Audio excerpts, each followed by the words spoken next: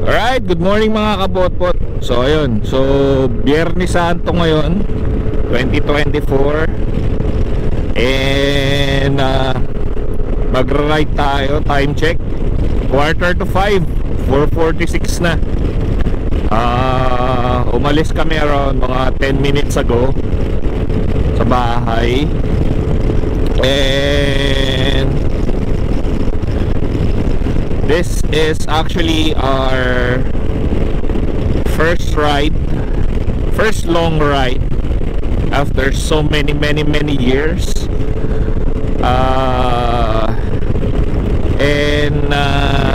Kaya kasama si Commander, naririnig niya tayo, so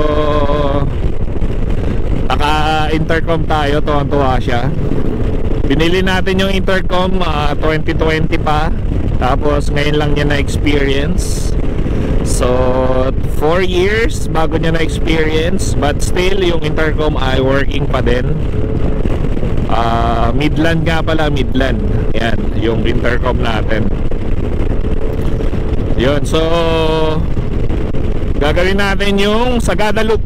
Yan, hindi pa siya yung Cordillera Loop, semi-Cordillera Loop lang. Sagada Loop tayo. Hopefully nandun tayo ng after lunch. Saan magkaroon ng magandang panahon, tsaka i-guide tayo ni Lord. Yan. So document natin to kasi document natin yung gastos. Yan. Comment ka, ikaw na nakikinig ka. O yan, ikaw. Ano? Advance daw yung relo dito sa ano natin yan. Yung, hindi nyo naririnig yung nagsasalita rito sa paligid, pero alam mo yung parang ano, parang may kinakausap na demonyo sa kaanghel. Yan, ganun. Yung tipong umubertig ka na. Yan, so tagal namin hindi nakapag-ride together. Yan, dati nagra-ride kami kasi wala pa kaming mga pabaya pa kami dati, ganyan. Yan, so yung mga gagastusin natin, i-document natin. Unang gastos natin mamaya will be our full tank, first full tank. Inuubos lang natin yung ating natitirang gasolina para mamaya pa full tank natin, and that will be our first expense for this trip, for this ride. So mamaya na lang ulit mga kapotpot, tuloy-tuloy tayo sa biyahe. Yan. Alright mga kapotpot, so nandito na nga tayo sa Nueva Ecija. Yun, so naggasolina tayo kanina ng full tank, 350 pesos yun doon sa Santa Rosa, Nueva Ecija. Yun yung part kung saan papasok yung mga papunta ng Gabaldon, ng Dingalan. Sayang, ang dami pa namang rider kanina doon sa gasolinahan na yun. So nagloko lang yung ating GoPro. Hindi natin alam kung bakit, pero okay lang din naman yun. So 350 pesos yun yung una nating gastos. As of now, nandito na tayo sa Science City of Muñoz dito sa Nueva Ecija. Yan, paliwanag na mga kapotpot. So tuloy-tuloy lang tayo din. Update namin ulit kayo mamaya. Alright? And ito na nga mga kabotpot, nandito na tayo sa San Jose City, Nueva Ecija. Ang daming banderita, so napakagandang tignan mga kabotpot. Ayun, so dito na rin tayo magbre-breakfast, lugaw-lugaw lang or noodles, yan. So ayun, tuloy-tuloy lang tayo. After nyan, packet na tayo ng bundok mga kapotpot. Okay?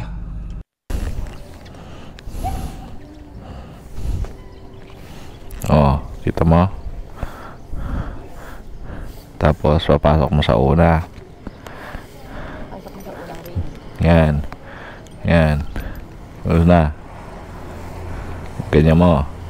Tapos kukunin mo rito, susot mo rito. Yan. Mali.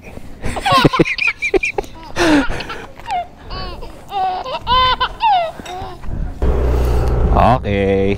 Yan, so nakapaglugaw tayo. Tsaka anong kinain mo? Sotanghon. Din yung noodles. Nag-noodles siya. So again, nandito tayo sa San Jose, Nueva Ecija. Ayan, so Tirik na yung araw. Mali ko, wala akong shades. Wala double visor tong helmet natin. Ayan, so mga kapotpot, additional 155 pesos para doon sa kinain natin. So yung kinain natin, lugaw na may manok. So that's arroz caldo with itlog, tsaka yung noodles ni Commander na sotanghon, and 1 litrong tubig. Yun. So hati na kami doon sa 1 litrong tubig. Yung 750 ml sa akin, 250 ml sa kanya. Yan. So kilometer reading from Santa Rosa is 60 kilometers yun. So approximately additional 60 din from Pampanga, kung saan kami nanggaling. So most probably that's around 120 or 120 plus kilometers. So nandito na tayo, paakyat na tayo ng Karanglan. Ito na yung medyo mountainous area ng highway, zigzag area. Fortunately maliwanag na, so medyo mas makakapagpabilis na tayo ngayon, pero chill ride pa rin yan.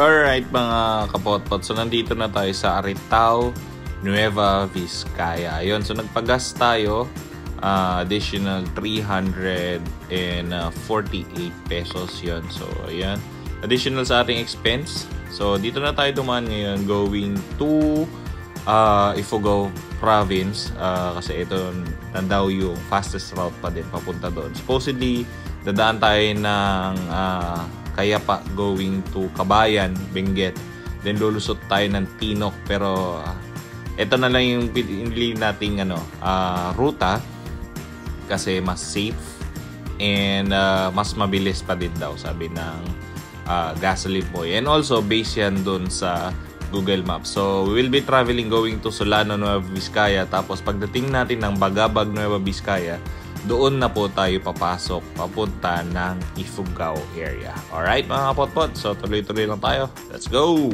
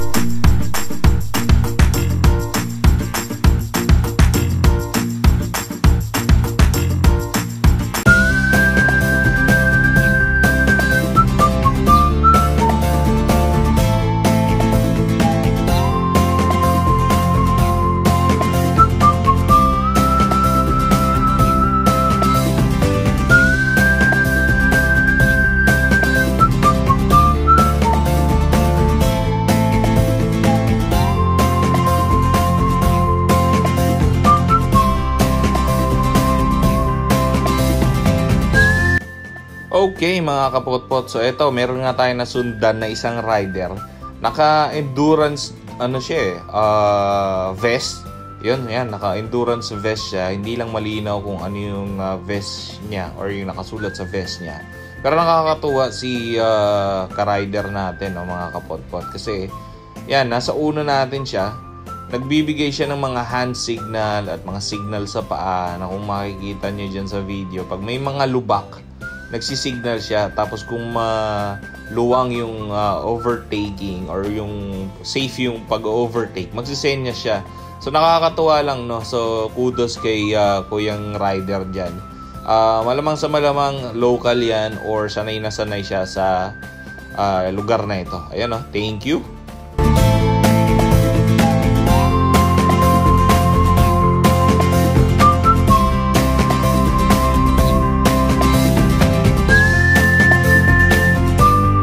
Alright mga potpot, so ito naman yung isa sa mga pinakamagandang sites dito sa Ifugao province, no? So ito yung pagitan ng dalawang bundok, tapos sa baba ay may ilog. So napakaganda ng site na yun. Ayan, no? Kita nyo yung ilog doon. So ito yung area na kung saan i-split na yung going to Banawe, Ifugao at Kiangan. So ito yung area na yan. Yan. Okay, so yung Ifugao province na ito. So etong left side, yung pupuntahan na tayo ng, yan, yung left side, pupunta tayo dyan ng Kiangan, Ifugao, going to Tinok, which is the highest point of Philippine highway system. Tapos, yung sa kanan naman ay papunta ng Banawe, Ifugao. So, aakyat tayo papuntang Kiangan, going to Tinok, Ifugao. So, dito yan mga kapotpot, yan. So, pagka doon ka sa kabila, papuntang Banawe, going to Bontoc. And ito yung papunta ng Kiangan, going to Tinok, Ifugao. Alright?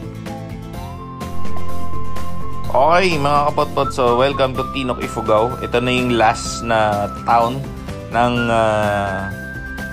Ifugao province going to Benguet. So, ito na rin yung town kung saan nandito yung highest point ng Philippine highway system. So, malapit na tayo. From this town proper, 10 to 15 minutes na lang as per the locals. And also dito na rin kami nag-lunch at nagpagas. Nagpagas kami doon sa gasoline station na nakita namin at the beginning of the town, since wala na tayong gas at that point. So ito yun.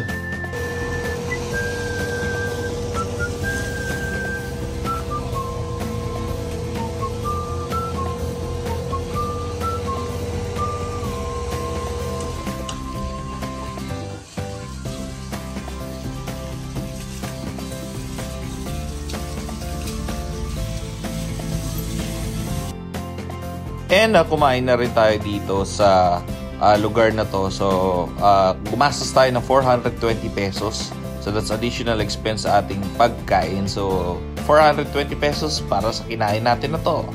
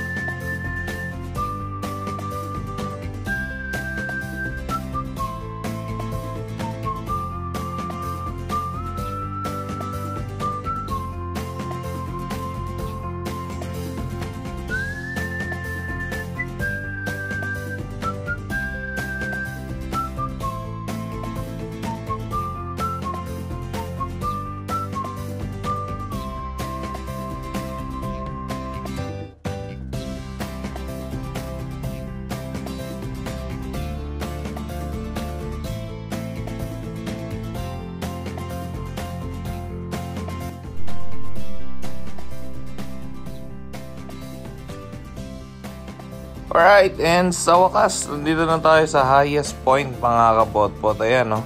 So, dami ding mga riders na nakatambay dito, mga dumadaan, mga naka 4 wheels, mga naka riders na kasama natin sa kalsada. Ayan, no? Dami.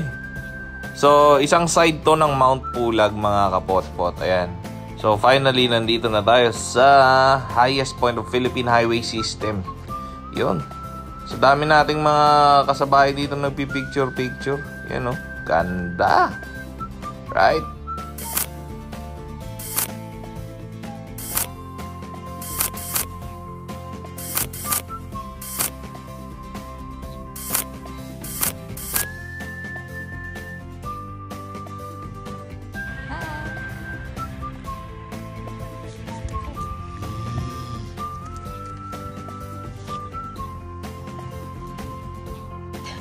Okay mga kapotpot, so pababa na tayo ng galing tayo ng highest point. So ito na nga yung mga taniman ng repolyo. Ayan, ang ganda oh.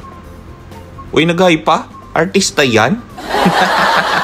Alright, so ito na yung papunta na tayo ng Benguet Province mga kapotpot. Alright, so tuloy-tuloy lang tayo hanggang makalabas tayo ng Alsema Highway going to Sagada. Alright, let's go!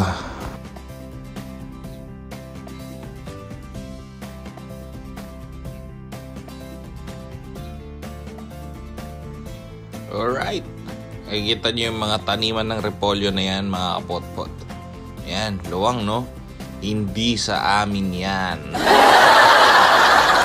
Oh, ganda oh. Napakaganda ng taniman mga kapotpot. Solid. Napakaganda nito sa personal mga kapotpot. Napakaluwang na taniman ng mga iba't ibang klase ng gulay. Karamihan repolyo saka carrots. Ganda.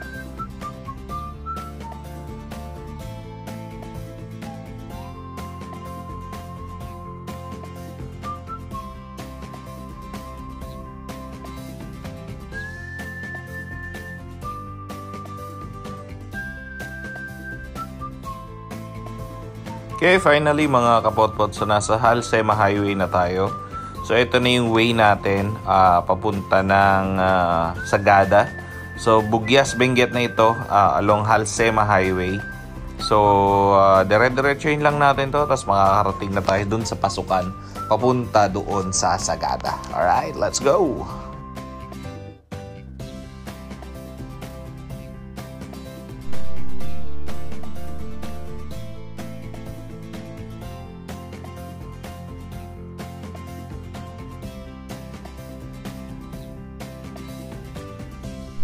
Yun na nga, umulan na nga mga kapotpot. Ayan oh. So kahit maulan, enjoy pa rin. So nagkapote na lang tayo gamit ang ating mga magagandang kapote. Ayan. So kung makikita nyo yung tanawin dito mga kapotpot, napakaganda. Ayan. Kung makikita nyo, terraces pa rin yan. Muulan kasi kaya may ganyan yung camera natin. Ayan. Sobrang lakas ng ulan dyan mga kapotpot. Di lang masyadong kita sa camera. Pero ayan, kahit maulan, sobrang ganda ng tanawin. And dire-diretso pa rin kami going to Sagada mga kapotpot. Ayan o. Anyway pala, nagkape pala kami. Ministapang kami, tapos nagkape kami dyan. Tapos tuloy-tuloy ulit kami dyan mga kapotpot. Alright.